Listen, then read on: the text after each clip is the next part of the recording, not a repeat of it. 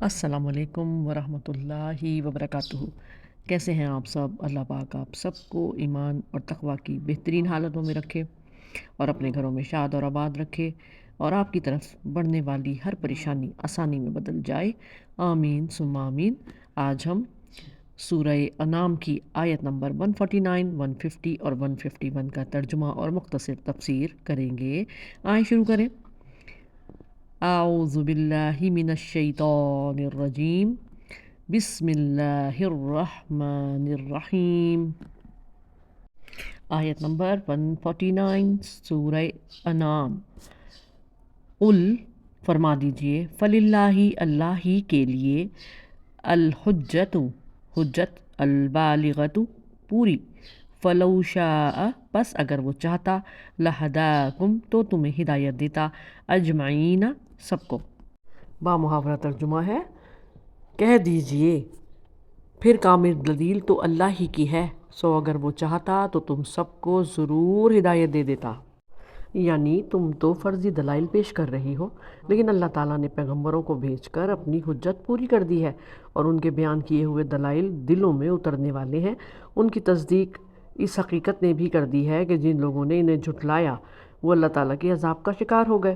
لہٰذا یہ بات تو صحیح ہے کہ اگر اللہ چاہتا تو سب کو زبردستی ہدایت پر لے آتا، لیکن اس سے تمہاری یہ ذمہ داری ختم نہیں ہوتی۔ تم اپنے اختیار سے پیغمبروں کے ناقابل انکار دلائل کو قبول کر کے ایمان لاؤ۔ اللہ پاک نے تو ہر انسان کو قدرت اور ارادہ عطا کیا ہے، جس کے ذریعے سے وہ ان تمام کاموں کے ارتکاب پر قادر ہے جن کا اسے مکلف کیا گیا ہے، اختیار دیا گیا ہے۔ اللہ پاک نے کسی انسان پر کوئی ایسی چیز واجب نہیں کی جس کے کرنے پر وہ قدرت نہیں رکھتا، اور نہ کسی ایسی چیز کو اس پر حرام ٹھہرایا ہے جس کو ترک کرنے کی وہ طاقت نہیں رکھتا۔ پس اس کے بعد قضاء اور قدر کو دلیل بنانا کہ تقدیر میں ایسا ہے، محض ظلم اور عناد ہے، دشمنی ہے اس دین اسلام سے اور نبی صلی اللہ علیہ وآلہ وسلم سے۔ اللہ تعالیٰ نے بندوں کے افعال میں کوئی جبر نہیں کیا، ان کو آزادی دی ہے، جیسے مرضی کام کریں۔ عقل تو دے دی ہے نا، خود ہی دیکھو کون سا کام غلط کون سا صحیح، اور اگر وہ چاہیں تو کسی غلط کام کا ارتکاب نہ کریں، اور اگر چاہیں تو بس نیکیاں ہی نیکیاں کریں یا برائیاں ہی برائیاں کریں۔ یہ ایک ایسی حقیقت ہے جس کا مشاہدہ کیا جا سکتا ہے، اس کا انکار صرف وہی کر سکتا ہے جو حق کے ساتھ دشمنی رکھتا ہے اور محسوسات کا بھی انکار کرتا ہے۔ دل میں تو محسوس ہو جاتی ہے نا، اگر ہم کوئی گناہ کریں، کوئی نیکی کریں، ہمارا دل اس چیز کی گواہی دے دیتا ہے، اور ہر انسان اس بات کو بھی محسوس کر سکتا ہے کہ کوئی کام اس نے اپنے اختیار سے کیا ہے یا اس کو جبری کروایا گیا ہے، جبراً کروایا گیا ہے۔ تو فرمایا جا رہا ہے ان سے کہو کہ اللہ تعالیٰ ہی کی بتائی ہوئی دلیل غالب ہے، بس سنو، اگر وہ چاہتا تو تم سب کو ہی ہدایت کر دیتا، اور اس سے یہ نہ سمجھو کہ اللہ تعالیٰ کا نہ چاہنا بھی اس کی مرضی ہے، نہیں، غور سے سنو۔ اللہ تعالیٰ نے بندوں کو ایک قدرت اور طاقت عطا فرمائی ہے، اختیار دیا ہے، بندے جس کام میں اس طاقت کو خرچ کرنا چاہیں کریں، اللہ تعالیٰ اس کا اثر مرتب کر دیتا ہے، اور اگر چاہے تو اس طاقت اور ارادے کے مخالف بھی ان سے کام لے سکتا ہے۔ بس یہی معنی اس آیت کے ہیں، ان کو سمجھا، اور اصل مسئلہ شرک اور چیزوں کو حرام حلال ٹھہرانے کا متعلق ہے۔ ان سے کہہ دیجئے کہ اپنے گواہ لاؤ جو اس بات کی گواہی دیں کہ اللہ تعالیٰ نے یہ سب کچھ جس کو وہ حرام سمجھتے ہیں یا حلال سمجھتے ہیں کہا ہے، اور گواہی دیں تو کبھی بھی گواہی نہیں دے سکیں گے، کیونکہ یہ شہادت ان کی محض ضد ہے اور ان کی دشمنی ہے اسلام سے، اسی لیے تو وہ لے کر نہیں آ سکتے۔ اسی بات کو پھر اللہ پاک اگلی آیت میں آگے بڑھاتے ہوئے فرما رہے ہیں، سورہ انعام آیت نمبر 150، بسم اللہ الرحمن الرحیم۔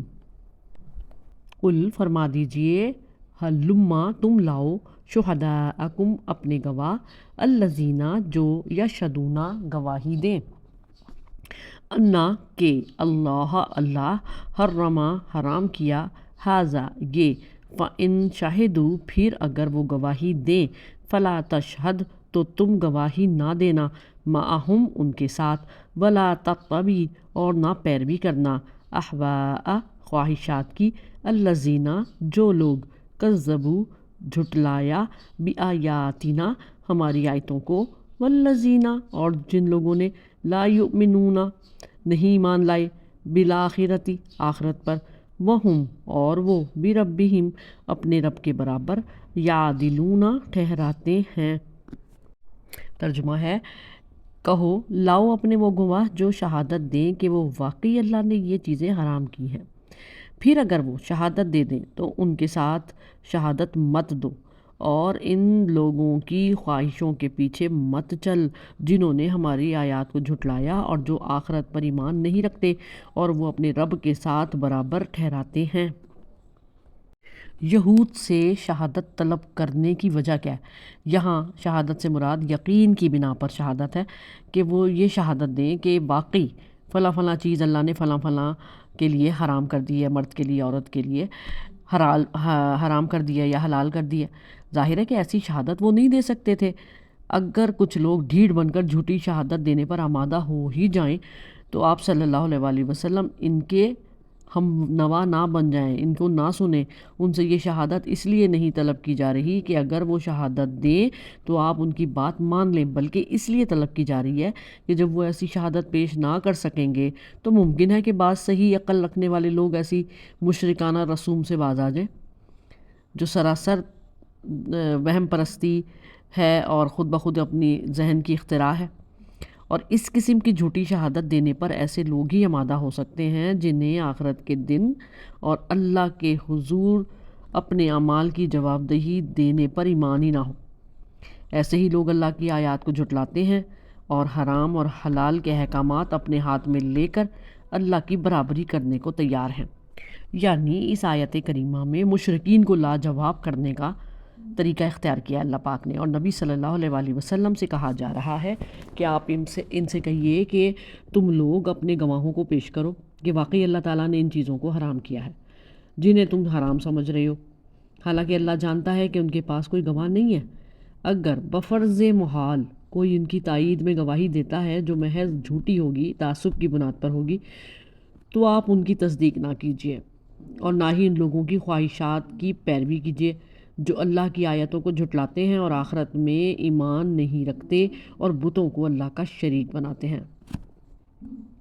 کیونکہ وہ لوگ یوم آخرت پر یقین نہیں رکھتے، ان کا انکار کرتے ہیں، تو وہ اپنے رب کے ساتھ دوسروں کو برابر شریک ٹھہرا لیتے ہیں، یعنی وہ بتوں اور اپنے گھڑے ہوئے معبودوں کو اللہ تعالیٰ کے برابر قرار دے دیتے ہیں۔ اللہ تعالیٰ کی توحید کے قائل نہیں ہیں، اس لیے ان کی خواہشات ان کے اس عقیدے کے مطابق ہیں جو شرک اور جھوٹ پر مبنی ہے۔ جن کا یہ معاملہ ہو تو مناسب یہی ہے کہ اللہ تعالیٰ اپنی مخلوق میں سے بہترین ہستی نبی صلی اللہ علیہ وآلہ وسلم کو ان کی پیروی کرنے اور ان کے ساتھ گواہی دینے سے روک دے۔ تب معلوم ہوا کہ ان کا اللہ تعالیٰ کی حلال کردہ چیزوں کو حرام ٹھہرانا ان کی گمراہ کن خواہشات نفس کی پیداوار ہے۔ فرمایا جا رہا ہے وَهُمْ بِرَبِّهِمْ يَعْدِلُونَ، یعنی وہ مخلوق کو رب کے برابر ٹھہرا کر شرک جیسے ظلم عظیم کے مرتکب ہوتے ہیں۔ تو اور ہم جانتے ہیں کہ اللہ کے ساتھ کسی کے برابری ہو ہی نہیں سکتی، نہ ذات میں، نہ صفات میں، نہ علم میں، نہ حقوق اور اختیار میں، اور نہ کسی اور چیز میں۔ تو پھر ایسے جاہلوں کی خواہشوں کی پیروی نبی صلی اللہ علیہ وآلہ وسلم کیوں اختیار کریں گے؟ پھر اگلی آیت میں فرمایا جا رہا ہے اعوذ باللہ من الشیطان الرجیم بسم اللہ الرحمن الرحیم، قل فرما دیں تعالوا آؤ، اتل میں پڑھ کر سناؤں، محرمہ جو حرام کیا، ربکم تمہارا رب، علیکم تم پر، اللہ تشرکو کہ نہ شریک ٹھہراؤ، بھی اس کے ساتھ، شیئن کچھ یا کوئی، وبالوالدینی اور والدین کے ساتھ، احساناً نیک سلوک کرو، ولا تقتلوا اور نہ قتل کرو، اولادکم اپنی اولاد کو، من سے املاقن مفلسی، نحن ہم، نرزقکم تمہیں رزق دیتے ہیں، وایاہم اور ان کو، ولا تقربوا اور قریب نہ جاؤ تم، الفواحش بے حیائی کے، ما ظہرا جو ظاہر ہو، منہا اس سے یا ان میں، وما اور جو بطنا چھپی ہو، ولا تقتلوا اور نہ قتل کرو، النفس جان، التی جو یا جس، حرم اللہ اللہ نے حرمت دی، الا بالحق مگر حق پر، ذالکم یہ، وصاکم تمہیں حکم دیتا ہے، تمہیں حکم دیا ہے، بھی ہی اس کا، لعلکم تاکہ تم تعقلون عقل سے کام لو یا سمجھو۔ ترجمہ ہے، کہہ دے آؤ میں پڑھوں جو تمہارے رب نے تم پر حرام کیا ہے۔ اس نے تاکیدی حکم دیا ہے کہ اس کے ساتھ کسی چیز کو شریک نہ ٹھہراؤ، اور ماں باپ کے ساتھ خوب احسان کرو، اور اپنی اولاد کو مفلسی کی وجہ سے قتل نہ کرو۔ ہم ہی تمہیں رزق دیتے ہیں اور ان کو بھی، اور بے حیائیوں کے قریب نہ جاؤ جو ان میں سے ظاہر ہیں اور جو چھپی ہوئی ہیں، اور اس جان کو قتل نہ کرو جسے اللہ نے حرام ٹھہرایا ہے مگر حق کے ساتھ۔ مطلب یہ ہے کہ تم نے اپنی خود ساختہ شریعت بنا لی ہے جس کی تمہارے پاس کوئی علمی یا عقلی دلیل نہیں ہے، اور محض اپنے گمان کی بنا پر حلال کو حرام اور حرام کو حلال بنا لیا ہے۔ بلکہ حرام تو وہ چیزیں ہیں جن کو تمہارے رب نے حرام کیا ہے، کیونکہ تمہارا پیدا کرنے والا، پالنے والا وہی ہے، اور ہر چیز کا علم بھی اسی کے پاس ہے، اس لیے اس کو یہ حق حاصل ہے کہ وہ جس چیز کو چاہے حلال کرے اور جس چیز کو چاہے حرام کرے۔ چنانچہ میں تمہیں ان باتوں کی تفصیل بتاتا ہوں جن کی تاکید تمہارے رب نے کی ہے۔ پہلی بات، لا تشرکو، کسی کو بھی اللہ کا شریک نہ بناؤ۔ شرک سب سے بڑا گناہ ہے اور ظلم عظیم ہے جس کے لیے معافی نہیں ہے۔ مشرک پر جنت حرام اور دوزخ واجب ہے۔ شرک کی 3 بڑی قسمیں ہیں: شرک فی الذات، شرک فی الصفات، اور شرک فی العبادت، یعنی کہ اللہ کی ذات میں شرک کرنا، اس کو اللہ کا بیٹا قرار دے دینا، کسی کو فرشتوں کو اللہ کا بیٹیاں قرار دے دینا، دیوی دیوتاؤں کو اللہ سے منسوب کر دینا، جیسے عزیر علیہ السلام کو یہودی ابن اللہ کہتے تھے۔ ان کے عقیدے کے مطابق اللہ تعالیٰ عزیر علیہ السلام کے جسم میں حلول کر گیا، استغفر اللہ۔ شرک فی الصفات سے مطلب یہ ہے کہ اللہ کی طرح کسی دوسری ہستی کو بھی اپنا حاجت روا، مشکل کشا سمجھ لینا، یعنی جو کسی کی بگڑی بنا سکتا ہے اور بگاڑ بھی سکتا ہے۔ اسی صورت ممکن ہے کہ اس ہستی کو عالم غیب اور حاضر ناظر بھی سمجھا جائے۔ اللہ ہمیں معاف فرمائے۔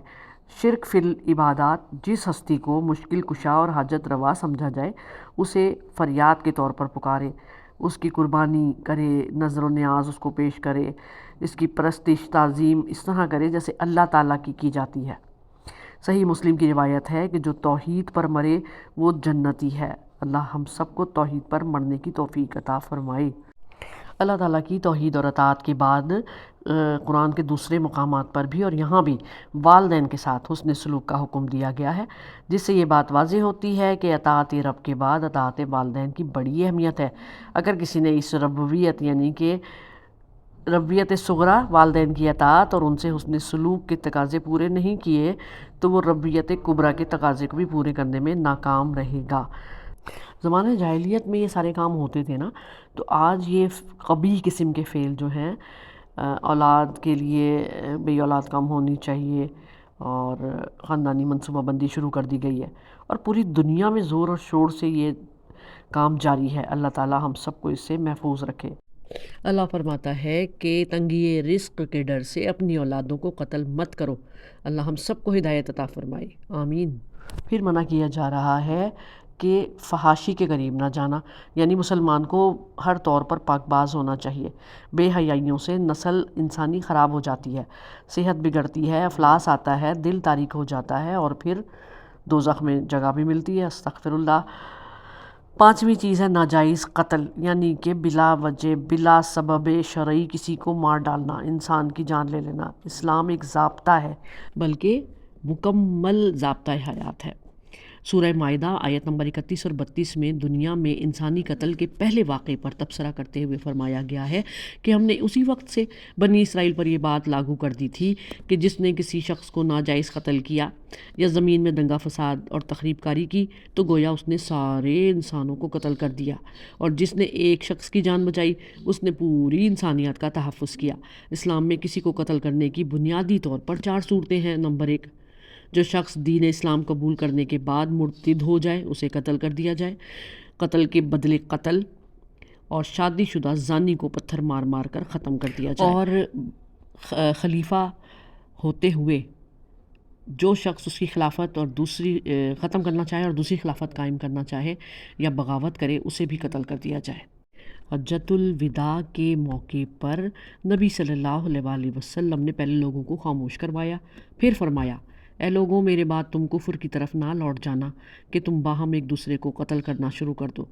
اس آیت میں بھی شرک سے منع کیا، قتل اولاد سے روکا، کھلی اور پوشیدہ برائی سے دور رہنا اور ناجائز قتل کرنے سے روکنے کے ساتھ ساتھ والدین کے ساتھ حسن سلوک کا بھی حکم دیا گیا ہے۔ اب یہ وہ باتیں ہیں جس کا اللہ پاک نے حکم دیا ہے تمام لوگوں کو کہ ان سے بچو، یہ حرام ہے۔ یہ تمام امور اللہ پاک تمہیں کھول کھول کر بتا رہا ہے تاکہ تم سمجھو، تم عقل سے کام لو اور ان پر عمل کرو اور اللہ کے احکام کی حفاظت کرو تو تم ضرور جنت پالو گے۔ اللہ پاک ہم سب کو ان باتوں پر عمل کرنے کی توفیق عطا فرمائے، آمین ثم آمین۔